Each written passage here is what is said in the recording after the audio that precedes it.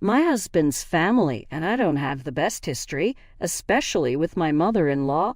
Here's a bit of backstory. My husband, Kyle, is one of 2 children. He has always been the golden boy, even though he has an older sister. My mother-in-law, Monica, is a full-blown clinical narcissist. She would demand gifts on Kyle's or his sister's birthdays, saying they wouldn't be here without her. Kyle has told me that growing up, whenever he achieved something, she made it about herself. When I first started dating Kyle and visiting his house, Monica was as nice as could be. But as our relationship grew more serious, her behavior worsened. It really escalated when we decided to get married 3 years ago. She interfered and made wedding planning a nightmare. Thankfully, Kyle and I had decided from the start to pay for the wedding ourselves to avoid anyone meddling in the process. When Monica tried to change our venue or the wedding layout, I politely declined her suggestions. She then complained to Kyle, who tried to talk to me about compromising, but I told him our decision was final. I had always wanted a casual, fun, non-religious wedding with a mismatched bridal party look from a loose color palette.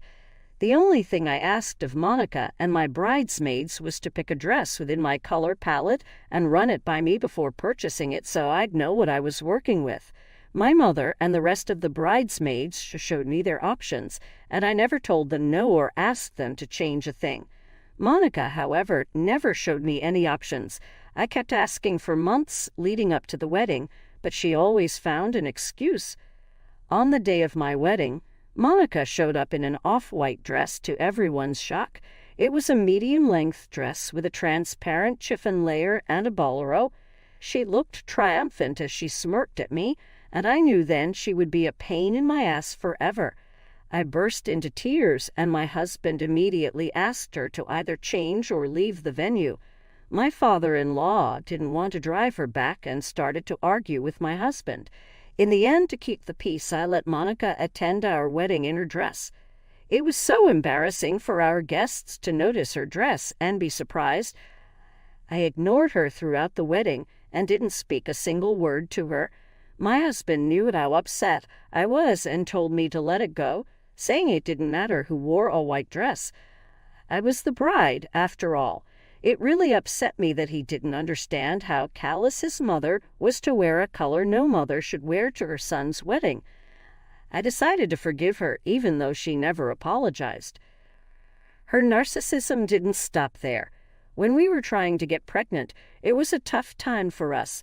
I had a miscarriage once, so when I found out I was pregnant again, I was understandably nervous.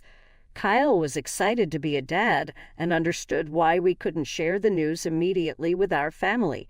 He went with me to every doctor's appointment, read parenting books with me, and even set up a cute nursery for our baby.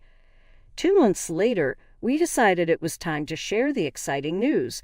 We had crossed the crucial first trimester milestone and were ready to spread the joy to our loved ones. We invited all our parents, close family, and friends for lunch. When they arrived, they expected a regular lunch, but their expressions shifted to joy and amazement when they noticed my growing stomach. My mother started crying and was overjoyed to be a grandmother soon. However, Monica had a completely different reaction. Instead of sharing in the joy, she reacted angrily upon learning we had kept the pregnancy hidden. She felt left out and accused me of intentionally excluding her. Despite my attempts to explain, she continued to look pissed and refused to engage with me further. Her disapproval cast a shadow over what should have been a joyful family occasion. Throughout the night, Monica didn't address me at all. She displayed disrespect not only towards me but also towards my mother, who had always been kind to her. Monica remained unresponsive during discussions, buried in her phone while everyone else engaged in the family gathering. It was clear she was upset, and her discontentment was palpable. She openly expressed to everyone how she had no idea about my pregnancy, making her feel as if she had lost precious time with a grandchild who hadn't even been born yet. As the tension escalated, I decided to step out for a moment to gather myself. My mother noticed my distress and came to comfort me until I felt composed enough to return. As the night ended, Monica made a deliberate point of saying goodbye to me last. The entire day she had barely exchanged more than a hi and bye with me. Later, when my husband walked them to the car, they ended up having a heated argument. I could hear it clearly standing in the foyer. Monica vented her complaints about me, further escalating the situation. Thankfully, all our guests had left by then, so it was just me, my parents, Kyle, and his parents. She angrily told him she couldn't believe I had the audacity to keep the pregnancy from her and that I didn't consider family at all. My husband calmly let her know that he and I had both decided to wait until we were out of the danger zone before sharing the news. Hearing this, Monica started yelling. "This is our grandchild we're talking about. I deserve to know from the very beginning." "Mom, we just wanted to be cautious before giving the good news." "Cautious? I am your mother. You should have trusted me with this. I know this is all her fault. You let her dictate whatever she wants. Grow a pair." Kyle's face turned red with embarrassment as he looked at his mother miserably. I was unaware of the tears streaming down my face. The sharpness of her words left me hurt and bewildered. I tried to intervene, but my mother stopped me by whispering that if I said anything, Monica would find a way to jump at me. This was absolutely true because I was sure Monica just wanted to fight with me, but I wasn't going to give her the satisfaction, so I kept my mouth shut. My mother-in-law told Kyle that he should open his eyes and see the truth, that I was controlling everything and she should have been the first to know if her son was having a child. Eventually, my father-in-law urged her to calm down and drove her away. As you can imagine, this wasn't the last time she acted this way. Her list of blowing things out of proportion and acting entitled is endless. Here are a few examples. She tried to teach our baby to call her Ma instead of Grandma, which infuriated me. She would beg to babysit our child and then make sure everyone knew how much she helped us, claiming we always needed her. When I had health issues after pregnancy, she told me I needed to be a better mother and should get over myself. Due to these incidents and many more, my relationship with Monica has never been great, but I tolerate her for the sake of my husband. Recently, my in-laws moved into a new place and invited us to check it out. We were quite busy, so we couldn't go. Kyle wanted me to go alone with our child, Debbie, but I was hesitant. He urged me to go so his mother would stop calling him about it. Begrudgingly, I agreed to go over the weekend. Debbie had a friend's birthday party, so I dropped her off and asked my mother to pick her up. Debbie loves spending time with her grandparents. It was a sunny Friday afternoon when I went to check out my in-laws' new place. The property was massive and looked like my father-in-law had spent a lot on it for his retirement. The house was huge, with a mix of modern and classic styles. The yard was filled with green plants and fragrant flowers. When I rang the doorbell, my mother-in-law opened the door. She looked excited at first, thinking it was Kyle, but then saw it was just me. She looked confused and asked where Kyle and Debbie were. I told her Kyle had an appointment and Debbie was at a friend's birthday party. This really upset her, and she started complaining about how selfish we all were not to find time for her. I tried to change the topic by telling her I was there and would love to check out her new place. She smiled a bit sadly and invited me inside. The inside of the house was just as fancy. The entrance had high ceilings and everything was nicely decorated. My sister-in-law, Haley, and her 11-year-old son, Jake, were also there. I greeted them warmly. Haley, much like her mom, never seemed to be a fan of mine. I couldn't figure out if it was a personal issue or just to please her mom, but she rarely engaged with me. Monica informed me that my father-in-law was out with a friend, so she had invited Haley and Jake over for some quality time. I nodded politely and tried to strike up a conversation with Jake about school. While we were discussing school, Monica suddenly shifted the conversation to her recent clothing purchases. She mentioned she wanted me to come over to give her advice on her new wardrobe. This caught me off guard because she never sought my advice on anything before. I tried to hide my surprise and responded politely, saying, "Oh, that's nice. I'd be happy to help." It felt a bit strange, given our history, but I decided to see the positive side and embrace the opportunity to bond over something as simple as fashion. She seemed pleased with my response and led me to her pride and joy, her newly built walk-in closet. As we approached the impressive display of clothes, shoes, and accessories, I couldn't help but admire her lavish collection. While I was admiring the outfits, my mother-in-law eagerly began showing me different pieces, asking for my opinion on colors and styles. It was surreal given our rocky history, but I tried my best to be helpful and provide thoughtful suggestions. She then encouraged me to look through her closet while she stepped away for a moment. As I nodded and began checking out her new clothes, I suddenly heard the pattering of feet behind me. Before I could turn around, my sister-in-law's son, Jake, gave me a push, causing me to stumble into the closet. He swiftly locked the door behind me. I fell face first into the closet, my head and teeth hurting from the impact. At first, I couldn't comprehend what had just happened. The initial shock gave way to a sense of confinement and panic as I realized Jake had turned off the light switch, which was outside the closet door, and locked me in. I was enveloped in darkness. Feeling claustrophobic, shocked, and terrified, I began banging on the closet door, desperately calling out for help, but my pleas seemed to fall on deaf ears. I fumbled for my phone and hastily switched on its flashlight. Anxiety crept in as I noticed my dwindling battery, worrying that my phone might die before I could escape.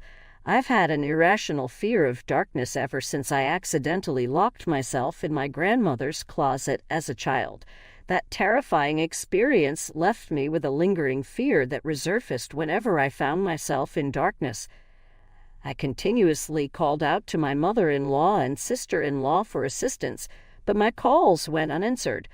I was confused and isolated, especially since I could hear them laughing loudly downstairs. In a last-ditch effort, I decided to call my husband, Kyle. After a few rings, he casually answered. Desperation in my voice, I explained the situation. "Kyle, thank goodness you picked up. Something terrible has happened. I need your help." Kyle, seemingly unfazed, asked what was going on. I recounted the incident. "Your nephew just pushed me and locked me inside the closet at your mom's place. He switched off the lights. I've been banging on the door, but no one has come to rescue me. You know how terrified I am of dark spaces."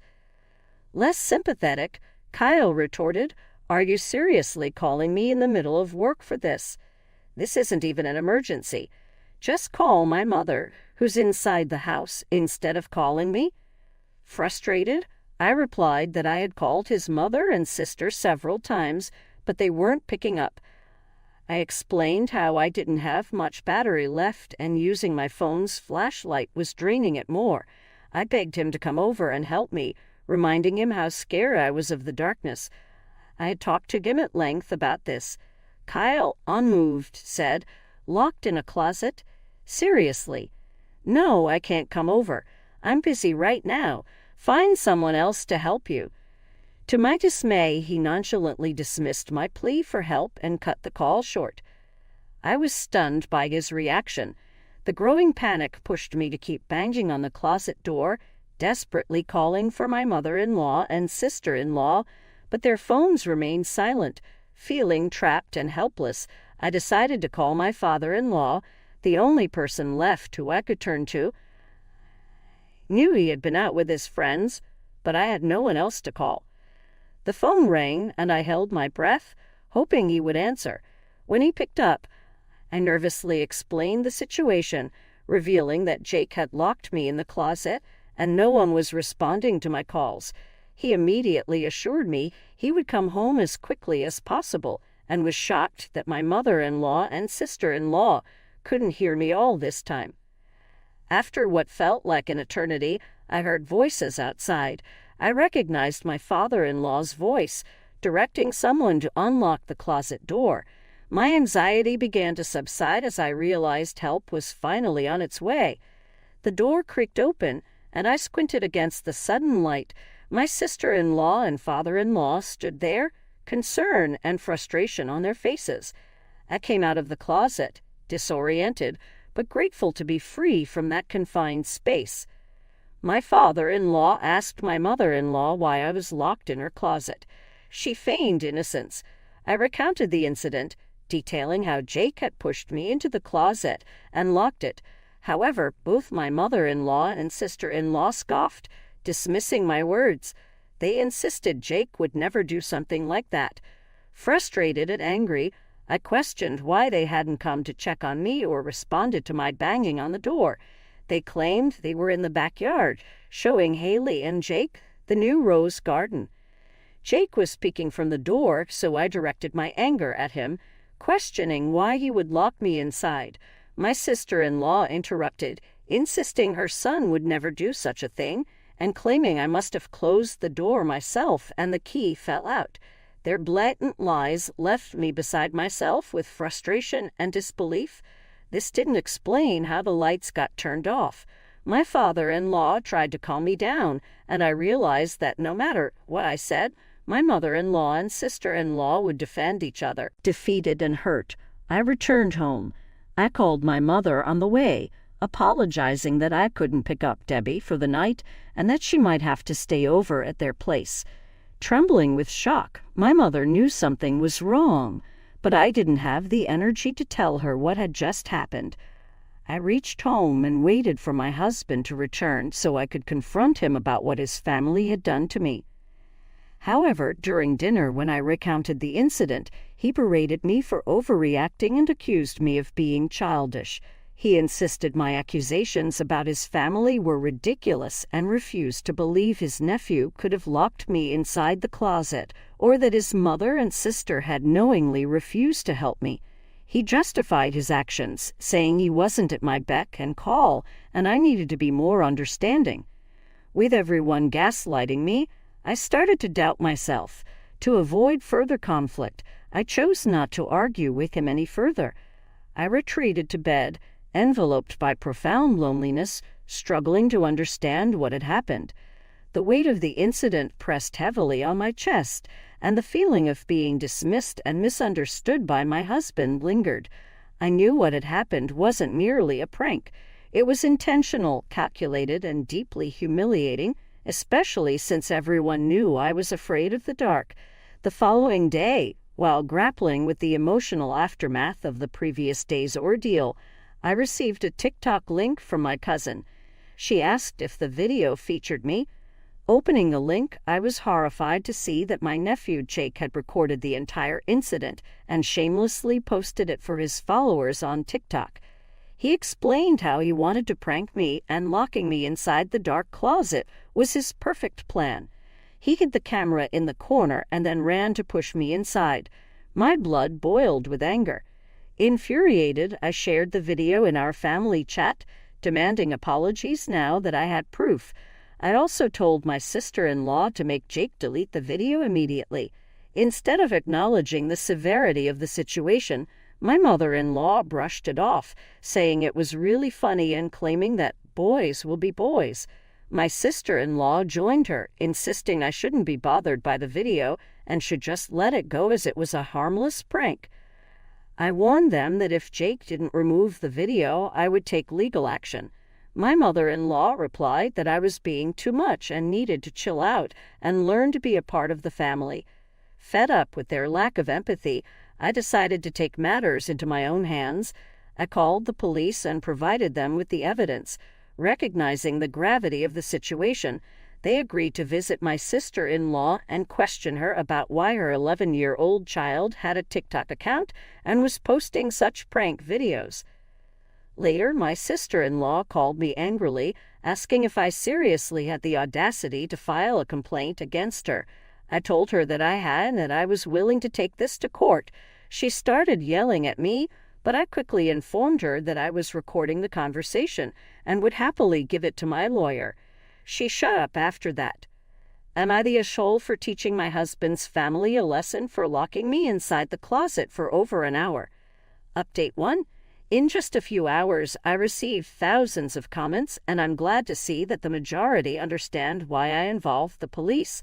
I've been receiving multiple calls from my in-laws asking me to withdraw my statement to the police. No official case has been filed yet, as my nephew is still a child, so the police are investigating to determine the appropriate course of action. My husband, who had no idea about this, erupted when he came back from work. He had tried calling me during the day, but I had been busy with the police. When he returned, I knew we were going to have this conversation. Kyle is convinced that what I've done has totally destroyed the family and says I shouldn't overreact to such a harmless prank. He continues to believe that Jake is just a child and shouldn't be punished. I've talked with my parents and sister about this. My family knows about my phobia of dark spaces, and they are shocked that no one came to rescue me and, more importantly, that my husband isn't advocating for me.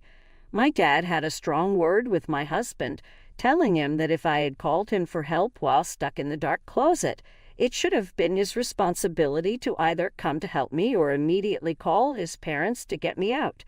The fact that he didn't do either doesn't sit right with me or my family.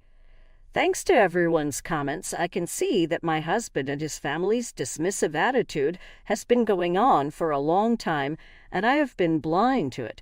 I will continue to update you when there are further developments. Update 2. It's been a week since my last update, and there has been a major development. Sister-in-law's husband, Vic, who was out of town, recently returned and found out about what had happened between me and Jake. He completely lost it and asked my nephew to immediately take down the video and apologize to me personally. When my sister-in-law tried to defend her son's actions, Vic threatened to kick him out if he ever disrespected others like that. This was all told to me by Vic when he visited me. I agreed to meet up in hopes of getting to the bottom of this incident. Vic came over with Jake, who looked sad, likely having been scolded. As soon as we sat down, Jake started apologizing.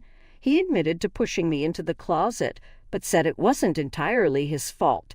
Vic and I looked at him curiously. Jake revealed that he had talked to my mother-in-law about his TikTok account and prank videos his friends played on others. She encouraged him to try it on someone in real life.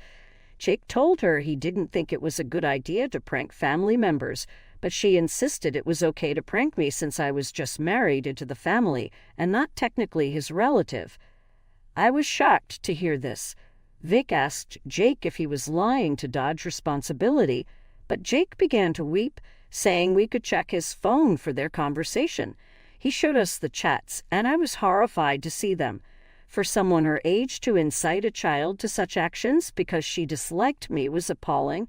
I saved the screenshots to my phone and advised Jake against following her suggestions, emphasizing it was wrong. Jake nodded solemnly. Vic, equally taken aback, expressed his dismay and reconsidered allowing his child around my mother-in-law. He expressed regret for not being there to prevent Jake's actions and urged me to retract my statement to the police. I assured them I would discuss it with my lawyer and the police on the condition that Jake never uploaded the video again or kept a copy. Jake assured me he had deleted the video. Since this conversation, I've started questioning my entire relationship with my mother-in-law. It's clear now she was behind the prank and encouraged Jake to do her dirty work. I can't be around her ever again, not knowing what else she might do. Update 3. Hello everyone, it's been 4 months since my last update. I have moved out of my husband's place and am staying with my parents. As I previously mentioned, my mother-in-law was behind everything. When I confronted her, she refused to accept her mistakes, even after I showed her the screenshots. She tried to accuse Jake of manipulating and photoshopping them. Her lies quickly fell apart when I threatened legal action. Mother-in-law begrudgingly admitted she had planned this with Jake and thought it was the perfect time to prank me when I visited alone. She said my sister-in-law was in on it too, and they enjoyed hearing me scream for help. She begged me not to pursue it further, promising never to do it again. Fortunately, I had recorded our conversation, so I sent the voice recording to our group chat. I also sent a text to my sister-in-law expressing my disappointment and hoping her son would turn out better than her. As for my husband, our relationship deteriorated. Despite the evidence, he never apologized for what his family put me through. Seeing my family rally behind me made me realize I wasn't overreacting and that what happened was a big deal. Although I decided not to take legal action, I couldn't forgive and forget. There was no going back, and with my husband supporting them, there was nothing left to fight for. I moved out to start divorce proceedings. He wasn't surprised and didn't fight me when I announced I wanted a divorce. It has been extremely hard, as I genuinely loved him and thought we would grow old together. But these last few months have been eye-opening, and I deserve to put myself first. I'm grateful to everyone in the comments section and my family for helping me see the truth about my